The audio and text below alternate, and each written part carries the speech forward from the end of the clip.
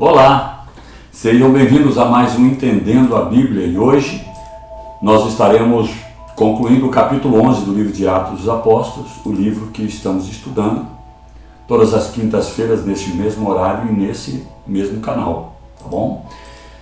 Se porventura você ainda não é inscrito no nosso canal, por favor, coloque lá, aperte o sininho para que você possa sempre estar recebendo as notificações dos nossos vídeos, né? E participe, dando o seu joinha aí, o seu like, dando uma moral pra gente aí. E, por gentileza, se você puder fazer algum comentário de tudo que nós estamos falando ou colocando alguma pergunta nos comentários abaixo, você estará nos ajudando, pois aí o vídeo passa a ganhar um pouco mais de relevância, caso você nos ajude participando, tá bom? Vamos lá, nós não temos nenhuma pergunta do que foi comentado na aula passada, então uma breve recapitulação para darmos início ao estudo de hoje, né? O capítulo 11 de Atos dos Apóstolos inicia quando Pedro chega a Jerusalém. Ele permaneceu alguns dias ainda na casa de Cornélio e a notícia chegou a Jerusalém antes de Pedro, do que ocorrera na casa de Cornélio. Quando Pedro chegou, aí, obviamente, a liderança, os apóstolos, os anciãos, os judeus, né, reuniram com Pedro para perquirir, investigar o que aconteceu lá na casa de Cornélio. E o interessante é que a preocupação deles, nós falamos isso com mais detalhes na aula passada, que a preocupação deles era maior com respeito a ele ter entrado na casa de um gentio e comido com ele, ao invés de perguntar a respeito da experiência que Cornélio viveu, a respeito da salvação, da descida do Espírito Santo, o batismo nas águas que eles tiveram. Infelizmente, às vezes acontece ainda hoje essa discrepância na questão prioridade quando se trata de reino de Deus, né? Bom, Pedro expõe então todo o ocorrido, tal como realmente foi, e isso apaziguou o coração deles, e todos então entenderam e glorificaram a Deus pelo o acontecido. Assim nós concluímos a aula 27, a aula passada, e começamos a ver esse versículo 19 em diante, aquela perseguição, melhor dizendo, que houve em Jerusalém por ocasião da morte de Estevão. Estão lembrando? Isso fez com que várias pessoas saíssem de Jerusalém, e isso, em nenhum momento a igreja retrocedeu, em nenhum momento a igreja se calou, pelo contrário, aonde cada discípulo, aonde cada seguidor de Jesus chegava, o Evangelho de Jesus era pregado sobre suas obras, a sua morte, a sua ressurreição. Enfim, isso fez com que a mensagem se espalhasse e chegasse até uma cidade chamada Antioquia. E a partir de agora segue exatamente o relato a respeito da igreja em Antioquia, que foi uma base para a obra missionária entre os gentios, descortinando-se uma visão de expansão incrível na igreja de então, né? Então vamos lá, versículo 19 diz assim: e os que foram dispersos pela perseguição que sucedeu por causa de Estevão, caminharam até a Fenícia, Chipre e Antioquia, não anunciando a ninguém a palavra, senão somente aos judeus. Pelo menos, queridos, inicialmente foi assim. Aonde eles iam e tinham um judeu, eles pregavam. O evangelho primeiro foi pregado aos judeus, por isso que Paulo, numa das cartas, diz primeiro aos judeus e depois os gentios, os gregos. Bom, o livro de Atos indica 4 igrejas que impactaram tanto a nação quanto outras nações. A igreja de Jerusalém é uma delas, a gente vê do capítulo 1 até o versículo 6, e até mesmo no capítulo 15 a gente vê alguma coisa, pois é o capítulo que fala do concílio que aconteceu justamente na igreja de Jerusalém. E isso acabou tomando uma relevância não só por causa do concílio no capítulo 15, mas os ocorridos do capítulo 1 até o versículo 6, que foi a ressurreição de Jesus e o Pentecostes que ali aconteceu e aquela explosão de crescimento que a gente vê ali. Temos também a igreja de Antioquia, que de fato ela registra os atos de Antioquia no capítulo 13, 14 e 15 e também no capítulo 18, mas agora aqui no capítulo 11 a gente já vê um vislumbre, um início dessa igreja, né?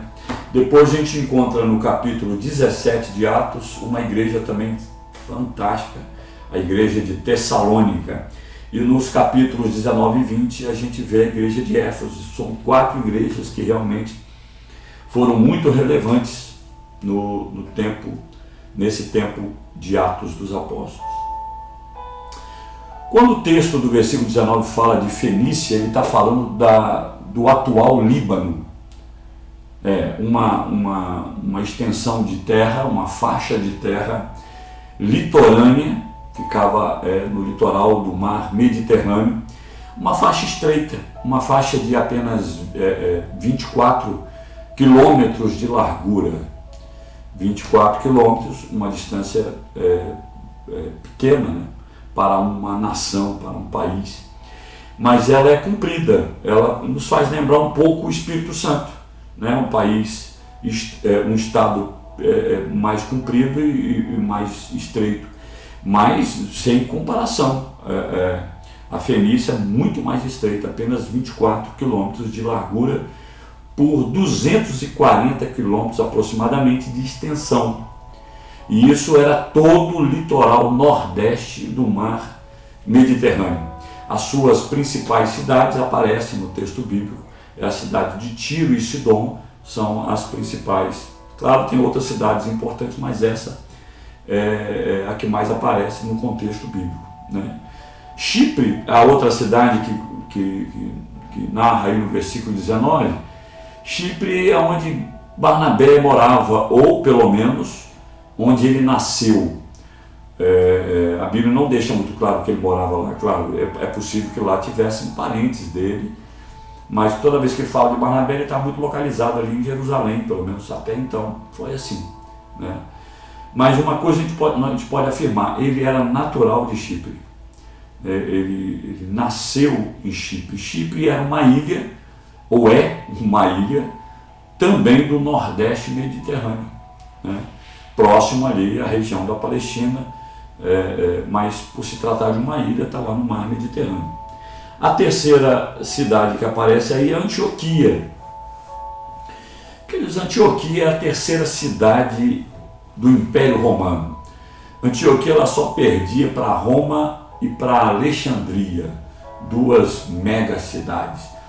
A cidade de Antioquia era uma cidade grande, uma cidade bonita. Ela era considerada a capital da província romana lá na Síria, no país sírio. Fundada por Seleuco, Nicator, e o Seleuco I, né, muitos conhecem assim, por volta do ano 300 a.C. E ele deu o nome a essa cidade de Antioquia em homenagem ao seu pai, o Antíoco. Havia nesta cidade uma grande população judaica. É bom lembrar que esse período é conhecido como o período interbíblico, e aí aparece, quando você lê a respeito do período interbíblico, e no primeiro vídeo eu creio que eu falei alguma coisa sobre isso, e devo ter falado sobre esse cidadão chamado Antíoco, né, que era pai do Seleuco I, que fundou a cidade de Antioquia. Ela ficava a 24 quilômetros afastado do litoral, então não era uma cidade banhada pelo mar Mediterrâneo.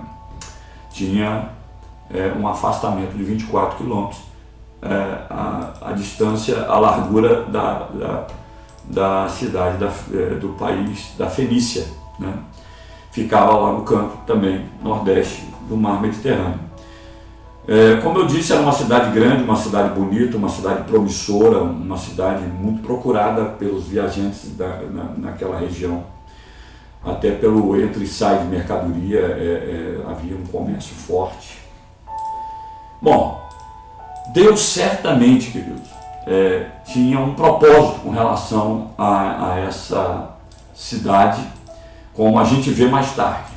Mesmo que a mensagem era pregada primeiro então aos judeus, aqui se localizava, nessa cidade se localizava a primeira igreja constituída na maior parte por gentios, sendo dela que partiram as 3 viagens missionárias de Paulo. Então, olha como é que essa cidade se tornou importante nesses capítulos próximos de Atos que virão pela frente, né?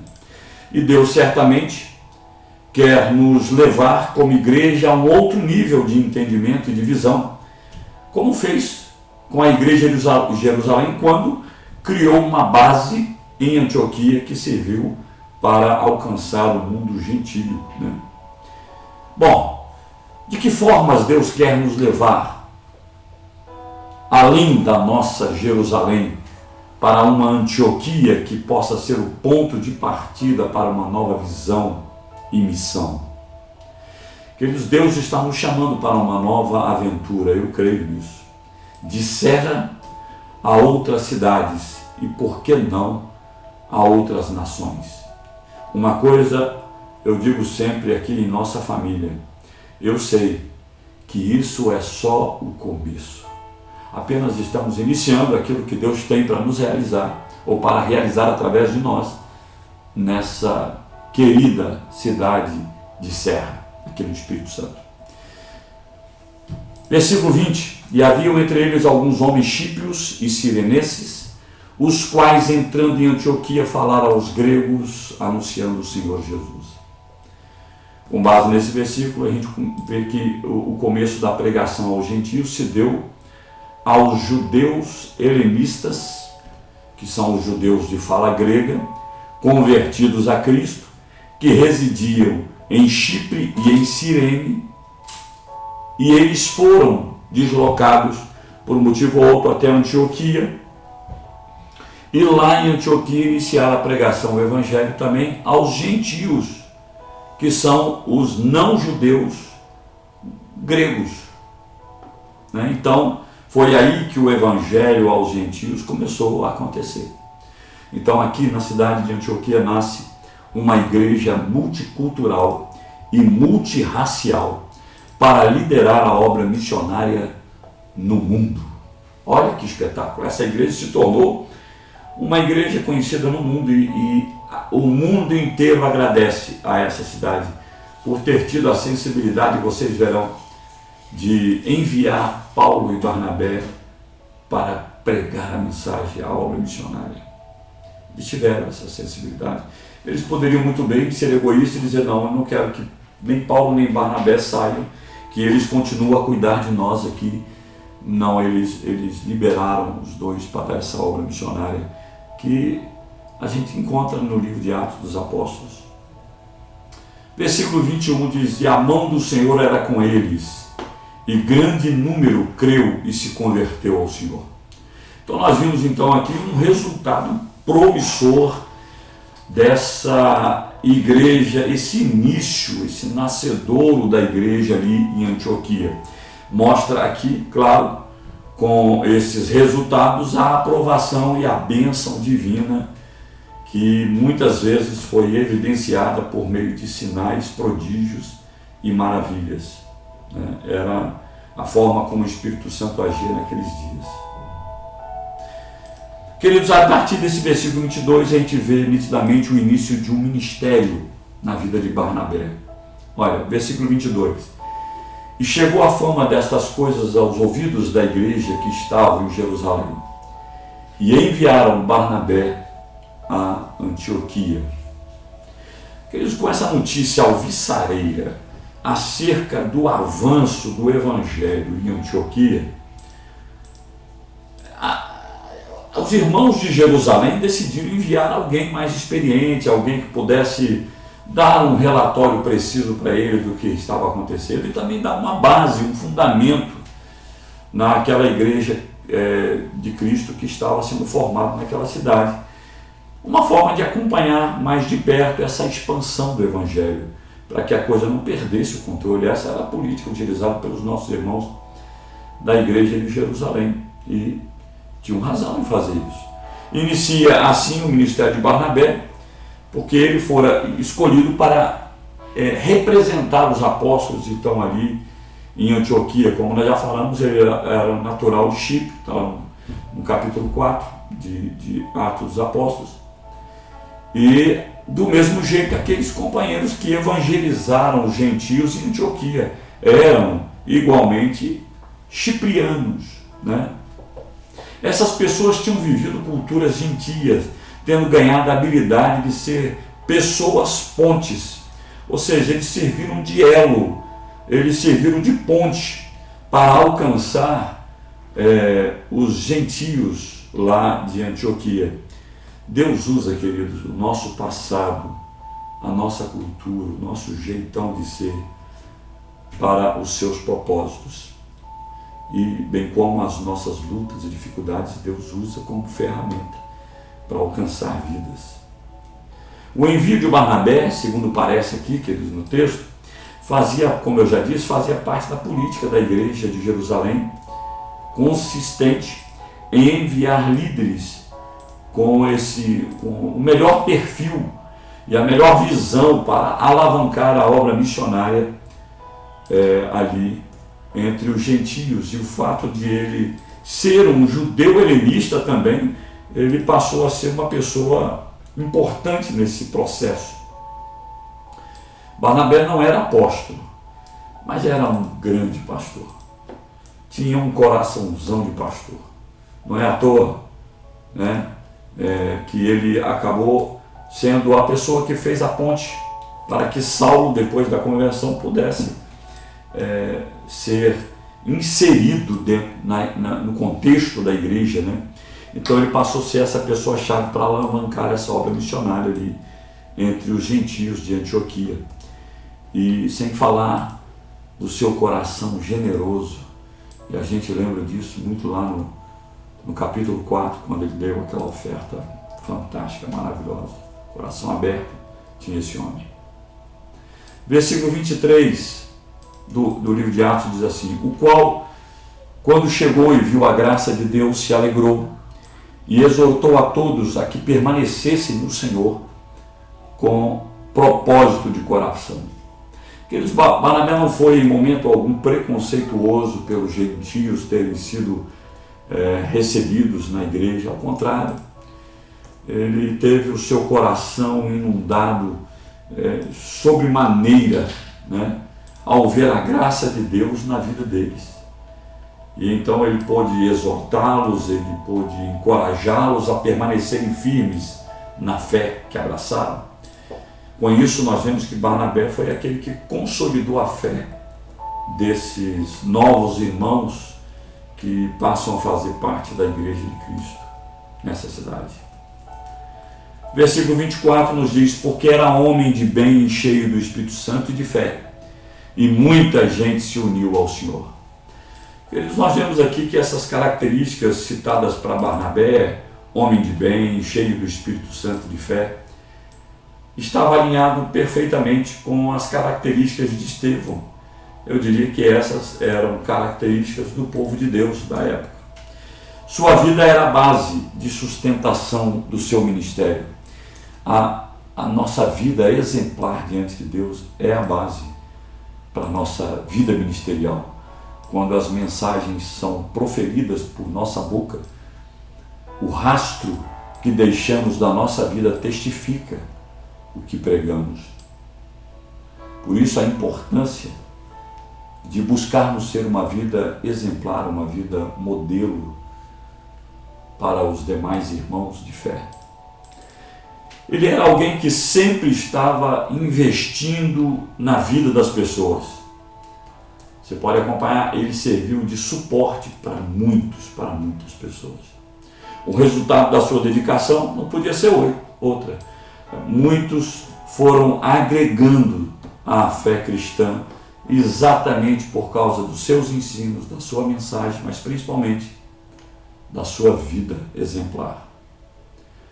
O evangelho pregado aqui, queridos, pelo exemplo, por uma vida de modelo, a gente percebe que produz muito mais resultados muito mais portentosos, excelentes, pois a vida, o exemplo, o modelo não apenas chama, mas arrasta.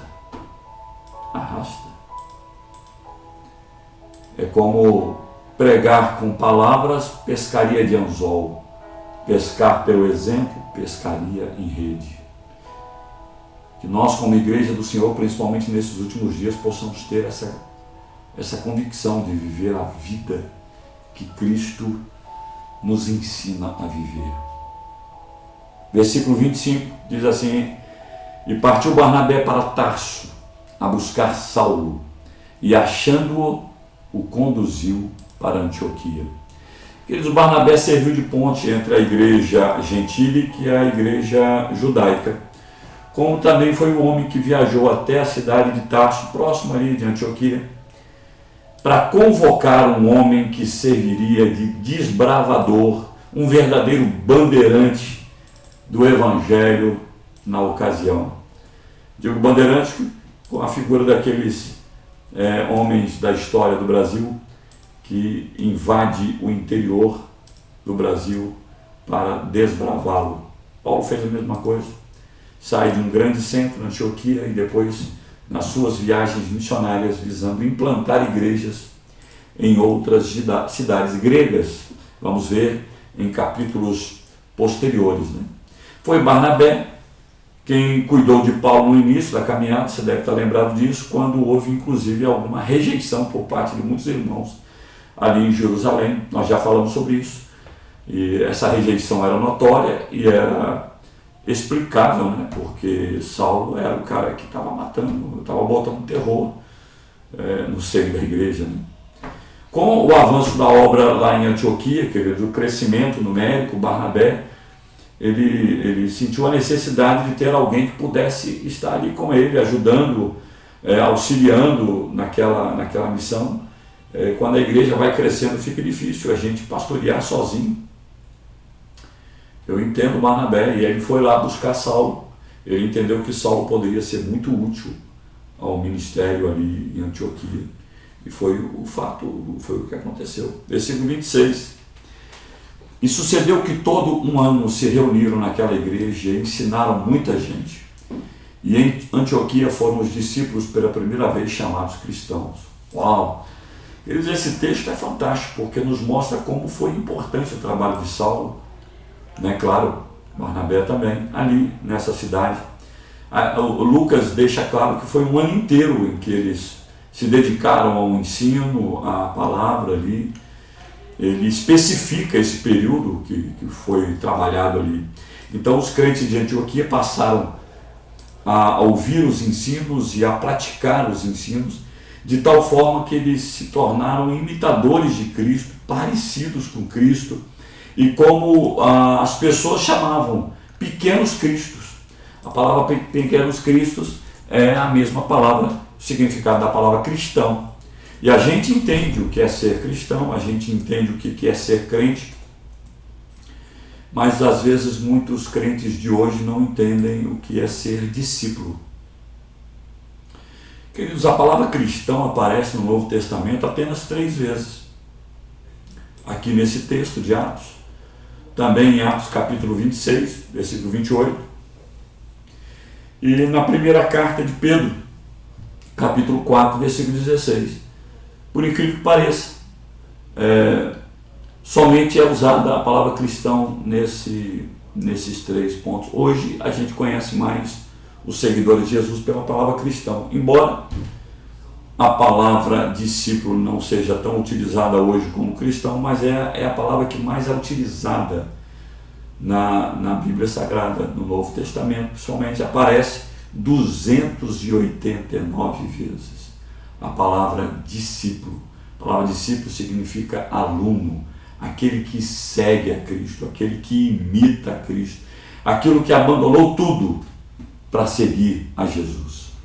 Então o título de cristãos, queridos, quer tenha sido adotado aqui pelos crentes de Antioquia, quer tenha sido inventado pelos inimigos, pelos adversários da fé cristã, quer seja por uma questão de censura ou porque eles estavam zoando os da fé cristã. Eu não sei, só sei que se tornou um título nos dias de hoje, principalmente, claro, para todos aqueles que pertencem a Cristo Jesus. Versículo 27 diz assim: e naqueles dias desceram profetas de Jerusalém para Antioquia. Queridos, a primeira menção do dom de profecia no livro de Atos dos Apóstolos aparece aqui. Os profetas, eles pregam, eles exortam, eles explicam, eles encorajam, e como nesse caso aqui desse profeta chamado Ágapo, nós vamos ver no próximo versículo, ele acaba fazendo uma predição, né? E no versículo 28, que aparece o nome desse profeta, diz assim: levantando-se um deles por nome Ágapo, o Ágabo dava a entender pelo Espírito que haveria uma grande fome em todo o mundo, e isso aconteceu nos tempos de Cláudio César. Queridos, olha só, era uma mensagem profética, urgente, pois servia de alerta para toda a igreja. E o período, o texto bíblico diz que foi o período de Cláudio César, foi o período de 41 a 54 a.C. Esse foi o período de Cláudio César, do imperador. Esse foi um fato documentado, queridos, pelos historiadores, e aí está em harmonia. Ou seja, mostra que realmente nos tempos de Cláudio César houve uma grande fome, e a Judéia foi uma das regiões mais atingidas com essa fome, tá? E nesse período, foi nesse mesmo período que todos os judeus foram expulsos de Roma. Isso mesmo, expulsos de Roma. A gente encontra isso aonde? No livro de Atos, capítulo 18, versículo 2, diz assim, ó: ali encontrou um judeu chamado Áquila, natural do Ponto, que havia chegado recentemente da Itália com Priscila. Ou seja, quando fala aqui Itália, está falando de Roma, né? Com Priscila, sua mulher, pois Cláudio, o mesmo Cláudio César, havia ordenado que todos os judeus saíssem de Roma.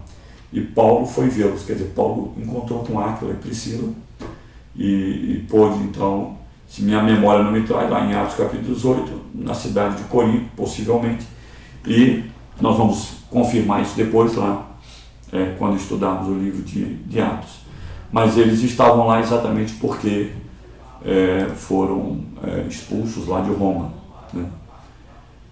Eles então, há muitos crentes que tinham seus parentes, seus familiares na Judéia, eles voltaram então para a Judéia, para Jerusalém, para aquela região toda.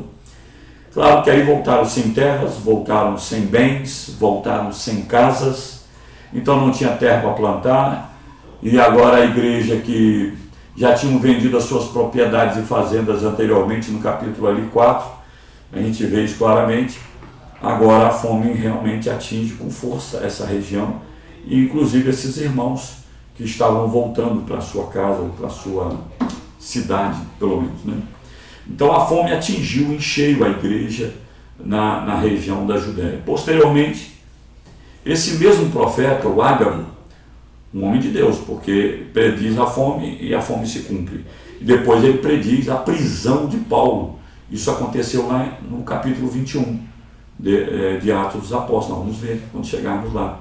E em Atos os profetas estão ocupados em prenunciar tanto quanto anunciar. Isso está claramente entendido ali no capítulo 15 de Atos. Versículo 29 diz: e os discípulos determinaram mandar, cada um conforme o que pudesse, socorro aos irmãos que habitavam na Judéia. Uau, queridos, olha que igreja poderosa estava se formando em Antioquia. Uma igreja que amava os irmãos, mesmo aqueles a quem eles não conheciam. Eles nem mesmo esperaram o cumprimento da profecia e conforme as suas posses, eles levantaram uma oferta para socorrer os irmãos lá da Judéia. Eles ajudaram, como eu já disse, pessoas que eles não conheciam pessoalmente, talvez motivado por Saulo e motivado principalmente por Barnabé, esse homem de coração generoso, coraçãozão, E ele foi enviado por Jerusalém. Então agora ele vendo que os irmãos estavam passando necessidade, ele junta essa oferta, né? E essa, queridos, é uma grande virtude de todo cristão verdadeiro. A generosidade, coração aberto.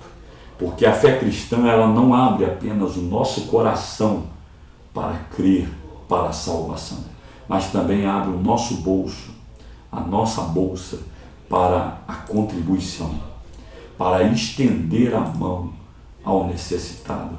O mesmo Deus que abre o coração, abre o seu bolso para contribuir, para abençoar os menos favorecidos. O próprio Senhor Jesus, ele nos ensinou, é melhor dar do que receber, sim ou não? Está lá na palavra de Deus. Recebemos a graça da salvação, mas recebemos também a graça da contribuição. Queridos, é assim que a gente precisa encarar. Nós não somos obrigados a contribuir, mas Deus age em nós e gera em nós um coração generoso. Então, é uma graça, é um favor que a gente não merece participar da ajuda aos irmãos em necessidades. Tem pelo menos aqui nesse texto 4 princípios da contribuição. Primeiro, contribuir segundo a direção de Deus, está lá no versículo 27 a 28. Tem também o princípio de contribuir segundo a necessidade, está lá no versículo 28. No versículo 29 também nos ensina que nós devemos contribuir com um princípio segundo as nossas possibilidades. E em quarto lugar, segundo a direção da liderança, está lá no versículo 30 e também lá no capítulo 4, a gente pode perceber isso, principalmente no versículo 37. E por último, finalizando aqui o nosso capítulo 11, tem o versículo 30. Vamos lá para finalizar. O que eles com efeito fizeram, enviando aos anciãos por mão de Barnabé e de Saulo. Queridos, agora é a igreja de Antioquia quem envia Paulo. Primeiro Jerusalém envia, melhor dizendo, Barnabé para Antioquia. Agora é Antioquia que envia Barnabé, claro, juntamente com Saulo, com os donativos que eles angariaram, que eles levantaram, que eles deram de oferta alçada para Jerusalém. Os irmãos gentios lá de Antioquia socorrem os crentes de Jerusalém, os crentes judeus. Foram endereçados aos líderes da igreja em Jerusalém. Barnabé e Saulo eram líderes de Antioquia, então a oferta ela transitou de liderança para liderança. Havia aqui um princípio de transparência, de credibilidade. E é aqui nesse texto que pela primeira vez aparece a palavra ancião, ou a palavra presbítero, é a mesma coisa. Ancião tem o mesmo significado de presbítero. Aqui em Atos dos Apóstolos é a primeira vez que aparece. Na cultura grega, queridos, essa palavra ancião, ou presbítero, era usada em referência a dirigentes de organização pública ou religiosa. E aqui refere-se a um supervisor de congregação. O termo bispo ou supervisor e presbítero ou ancião são empregados de modo assim intercambiável em Atos 20, em Tito I e a primeira carta de Pedro no capítulo 5. Aparece essas palavras que têm o mesmo sentido, que têm o mesmo... Aqui dá a entender o ancião como alguém experimentado na obra, alguém de responsabilidade, por isso servem como bispo, como supervisor. Nós temos supervisores aqui, você já sabe como é que é isso, né? Para você ser um supervisor, você precisa ser um líder que multiplique sua célula, para você ganhar experiência e se tornar supervisor. E aí nós temos os bispos, né, que nós chamamos aqui de pastor de área, e que cuidam de uma área com várias células, precisam ser pessoas que sabem fazer o serviço do Senhor, que sabem aconselhar, que sabem ganhar vidas para Jesus, que sabem pastorear, cuidar bem de cada uma delas, que tem um coração generoso, né? que tem um coração de contribuição. Não pode ser alguém avarento, tem que ser alguém obediente à palavra, dizimista, fiel, né? Sem falar de leal à sua liderança, claro. Todos os presbíteros, segundo a Bíblia aqui, principalmente no capítulo 3, devem liderar. Não dá para você ter Se você conhecer uma pessoa que tem o título de pastor, mas ele não tem uma igreja, é preciso ter cuidado. Porque como é que uma pessoa tem um título de pastor, mas não tem ovelha que o segue? As ovelhas seguem o seu pastor. Então o presbítero ele deve liderar, ele deve ensinar, ele deve pregar, e todos devem olhar para eles e honrá-los. E todos os presbíteros devem ser honrados então pelos seus liderados. Mas aqueles cuja liderança era de maior excelência deviam ser tidos por dignos de dupla honra. É o que diz a palavra de Deus. Isso, sobretudo, fala a respeito daqueles que trabalhavam, que labutavam na área do ensino e na área da pregação, na área da administração geral. Tal honra inclui, aqui dentro do contexto bíblico, inclui apoio financeiro. Apoio financeiro. O que fica claro pelas duas ilustrações aqui do versículo 18. E como os apóstolos não são mencionados, por certo, eles estavam ausentes lá da cidade de Jerusalém nessa ocasião. Por isso, Barnabé e Saulo foram recebidos pelos presbíteros. Queridos, o que eu quero destacar para concluir essa palavra do capítulo 11 é esse espírito de generosidade. E eu fico muito agradecido a Deus, porque esse espírito de generosidade existe na nossa família. Cada vez mais eu vejo pessoas entendendo quando chamamos a nossa igreja de família Betel Serra. Somos uma família, não só porque chamamos um ao outro de irmão. Somos uma família porque igreja não é um lugar para se frequentar. Igreja não é um lugar para assistir. Queridos, a gente frequenta um shopping, a gente frequenta, sei lá, para assistir um cinema, um teatro, né? A gente frequenta uma lanchonete. Igreja é família, e família para pertencer. E quando pertencemos a uma família, todo assunto que diz respeito à nossa família há interesse. A gente dá importância, né? Então, queridos, que esse espírito de generosidade que habitava lá no coração de Barnabé e que ele, com os seus ensinos, soube transmitir para cada membro da igreja ali em Antioquia, que esse mesmo espírito de generosidade superabunde o seu coração, as nossas vidas, para que o nome de Deus seja glorificado e nossos irmãos edificados. Deus abençoe sua vida, sua família. Boa noite de descanso para cada um de vocês.